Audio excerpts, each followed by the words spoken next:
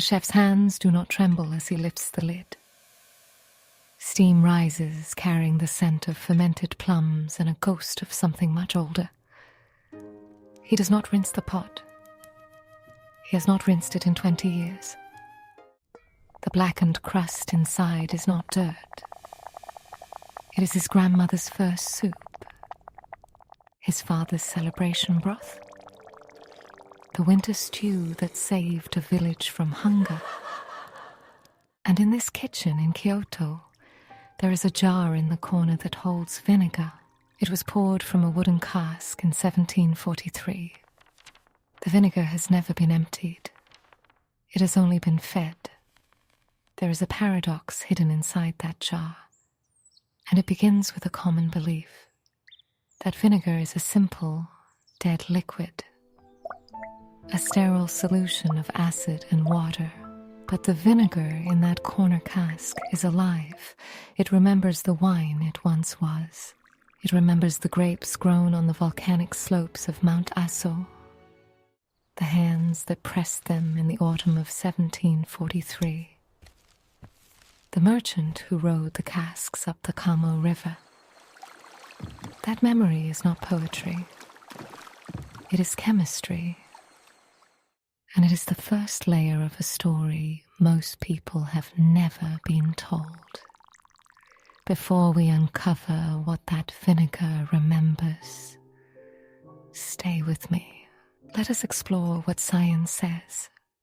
The fermentation process creates what chemists call mother of vinegar, a gelatinous biofilm of cellulose and acetic acid bacteria. Under a microscope, it looks like a living city. But here is the detail most people miss. That mother is not just a byproduct. It is a living archive. Every time the vinegar is exposed to air, the mother absorbs volatile compounds from the environment. Wood smoke from the hearth, pollen from the cherry blossoms outside, the sweat of the hands that reach for the jar. Over decades, the mother becomes a chemical diary of the room it lives in. In a traditional Japanese kitchen in the Edo period, that room was rarely cleaned in the modern sense. The air carried miso paste drying on wooden racks, bonito flakes shaved fresh each morning, pickled daikon breathing anaerobic sighs in clay urns. The mother of vinegar captured all of it. And when a spoonful of that vinegar was used to season a simmered dish, it carried the memory of the entire kitchen into the food. If that idea settles into you like a slow warmth, then you already understand why these archives matter. Stay with this channel, so you don't lose the thread of vessels that hold more than liquid. And tell us in the comments, what memory do you think your own kitchen's air is keeping hidden, just waiting to be absorbed into something fermented? But consider this. The vinegar cask in that Kyoto kitchen is not unique. In the Jomon period, over 2,000 years before, early potters in the same archipelago stored fermented liquids in unglazed earthenware. Excavations at the Sanai Maruyama site in Aomori Prefecture revealed pottery fragments with lipid residue from what researchers believe was an early form of fruit vinegar. The lipids had polymerized into the clay matrix. The pot itself had become a memory device. When archaeologists analyzed the residues using gas chromatography, they found traces of wild grape, plum, and a compound associated with honey. The pot remembered a recipe that had been forgotten for 4,000 years. And so the story begins not with a jar, but with a pot. That pot is the original archive. The vinegar is just the liquid that fills it. But the pot holds the lineage. Here's the truth locked inside that crust. Every time vinegar is made in a vessel that has been seasoned for generations, the acetic acid bacteria interact with the ceramic walls. The porosity of unglazed clay allows the liquid to breathe, but it also allows the vinegar to leach minerals from the clay itself. Over centuries, the mineral composition of the clay imprints onto the vinegar's chemical profile. A vinegar made in a pot from the shores of Lake Biwa tastes different from one made in a pot from the volcanic soils of Kagoshima. The pot gives the vinegar its terroir. This is the detail that inverts the common assumption. We think of vinegar as a universal ingredient, something that can be replicated anywhere. But the vinegar in that Kyoto jar cannot be replicated. The bacteria in its mother carry the genetic memory of 280 years of fermentation cycles. Even if you cloned the original bacteria, you could not recreate the environment that shaped them. The wood smoke of 1845 is gone. The pollen of the 1920 cherry blossom season is gone. The breath of the grandmother who fed the vinegar each spring is gone. All that remains is the vinegar itself, alive inside the jar. And this is where it gets interesting. In the Korean Jangdok tradition, fermentation jars are passed down through families. The jars are made of ongi clay, which is fired at low temperatures, making it highly porous. The jars breathe. They sweat. They absorb the flavors of previous ferments. A Jangdok jar that has held soy sauce for 50 years will impart that history into the first batch of gochujang stored in it. The jar itself becomes a fermentation starter. This is not a metaphor. Studies conducted by the Korean Food Research Institute in 2019 showed that jars with more than 30 years of continuous use had distinct microbial communities that could not be found elsewhere. The jar is alive. It remembers. Now imagine the vinegar in that Kyoto cask as a thread. It connects the grapes of 1743 to the rice vinegar used in a dressing tonight. It connects the hands of a forgotten merchant to the hands of a chef who has never washed his pot. The thread is not broken. It is just thin, and most people cannot see it. Come back for the next chapter, where a pot from Nagano holds a secret even older than this vinegar, and share in the comments. Have you ever inherited a cooking vessel that felt like it already knew what to make, as if it carried a recipe from someone you never met? If this made sense instantly, it is because you already knew. Some people hear this and ignore it. You are not that person. The vinegar is not just a condiment. It is a living document. Every time a spoonful is removed, the mother rearranges itself. Every time the jar is refilled with fresh wine, the old bacteria face a new generation. The vinegar evolves. It is the same lineage, but not the same organism. It is the pot that contains the contradiction. Something that is both ancient and alive, both memory and fermentation. So if modern hygiene screams, wash it, and ancient grandmothers whispered, keep it, which side carries the flavor? Write this in the comments. At what point did this start feeling personal? The pot in the Kyoto kitchen is not the only vessel that holds memory. In a small town in Fukuoka Prefecture, a family owns an earthen nabi pot that has been used every winter for 140 years. The pot has never been washed with soap. The family rinses it with hot water, scrapes the residue gently with a wooden spatula, and stores it upside down to dry. The crust inside is not grime. It is a history of every stew, every soup, every pot of rice that ever bubbled inside it. The pot holds the flavor of the family itself.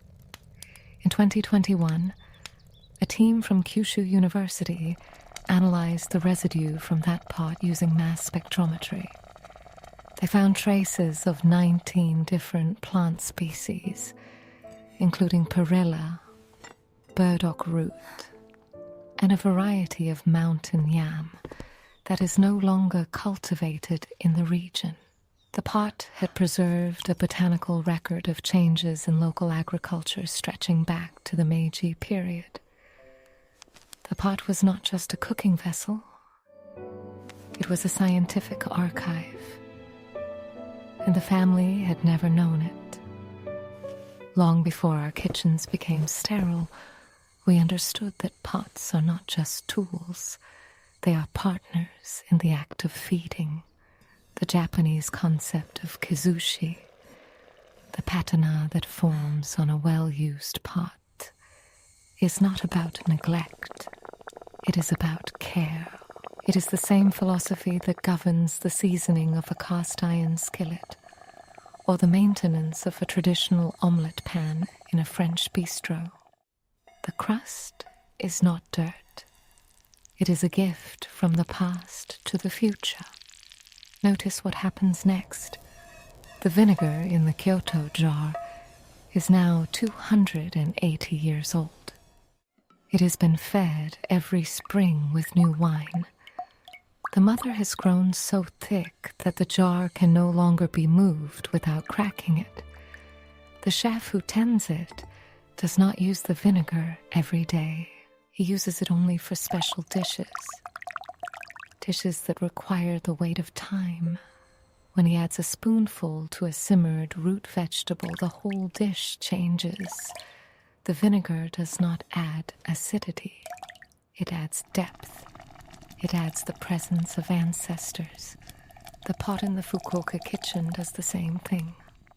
When the family cooks their winter stew, they do not season it with the same precision as a restaurant chef. They add water to the pot, light the fire, and let the crust do the work. The pot seasons itself. The flavor of the family is already inside it. All the family has to do is add fresh ingredients and wait. There is a pot in a farmhouse in the mountains of Nagano that has been used for soba noodle broth for over 200 years. The owner once told a researcher that the pot had never tasted a single grain of salt. The crust held enough sodium from decades of miso and soy sauce that adding salt would ruin the balance. The pot had achieved a perfect equilibrium. It was a closed loop of flavor. Every time you scrub a pot to bare metal, you erase a lineage. If you believe some pots deserve to keep their ghosts, share this video. Let others know that grime can be wisdom. And if you ever find a pot that has not met the soapy sponge in 50 years, listen closely. It may have a story worth tasting. The vinegar in the Kyoto jar has never been analyzed scientifically. The chef refuses. He says the vinegar is not a specimen. It is a member of the family, and in a way, he is right. The vinegar has lived longer than any human who has ever tended it. It has watched generations be born and die. It has absorbed the air of every season since the reign of Tokugawa Yoshimune. It is not an ingredient. It is an archive that breathes. And so the story ends where it began. In a kitchen in Kyoto, a chef lifts the lid of a pot that has not been washed in 20 years. The steam rises, carrying the scent of plums and wood smoke and memory. The vinegar in the corner waits. It has been waiting for 280 years. And it will wait longer, because some things are not meant to be finished. They are meant to be passed on. The mothers are not just speaking with their clay. They are speaking with their hands. When you inherit a fermentation crock from your grandmother, you inherit her labor, her patience, her mistakes. The first batch she made was too salty. The second batch was too dilute. The third batch found the balance. All of those attempts are still inside the jar. The vinegar remembers every correction. And here's the beautiful part. When you continue feeding that vinegar, you become part of the lineage. Your hands are now in the jar. Your sweat, your kitchen air, the particular pollen of whatever spring you are living through. All of it joins the conversation. The vinegar does not judge. It simply absorbs. It makes your story part of the archive. There is a woman in a village in Shimane Prefecture who inherited a vinegar cask from her great-great-grandmother. She did not want it. She thought it was old and dirty, and she planned to throw it away. But before she could, she smelled it. The vinegar had been fermenting for over 100 years. The smell was not sharp.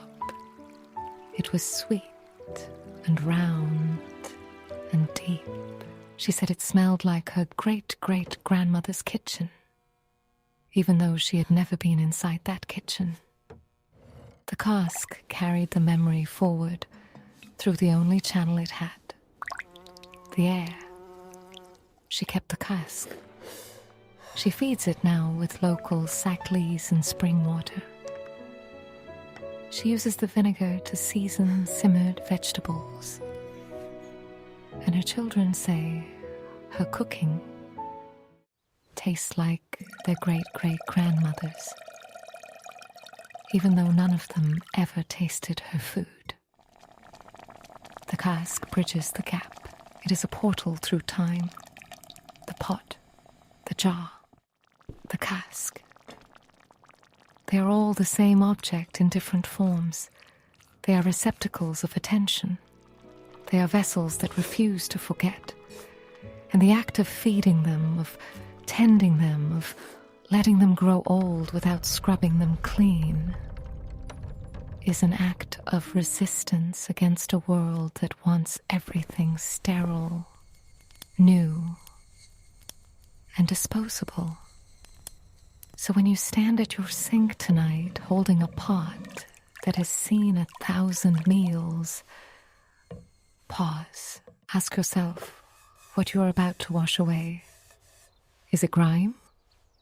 Or is it the whisper of the first stew your grandfather ever cooked in that vessel? Is it dirt? Or is it the seal of a marriage, the celebration of a birth? The quiet sadness of a last meal shared before someone left? The answer is not written in any cookbook. It is written in the crust itself, and only you can decide whether to read it or erase it. The vinegar in the Kyoto jar will outlive the chef who tends it. It will outlive the building that houses it. It may outlive the city itself. But as long as there is someone to feed it, someone to lift its lid and let it breathe, the thread will not snap. The memory will not die. Because some things are not meant to be finished. They are meant to be held. And so the pot waits. The jar waits. The vinegar waits. And in your kitchen, A skillet sits on the stove with the ghost of 100 meals still clinging to its surface. That is not neglect. That is evidence of a life fully lived. That is a story worth tasting.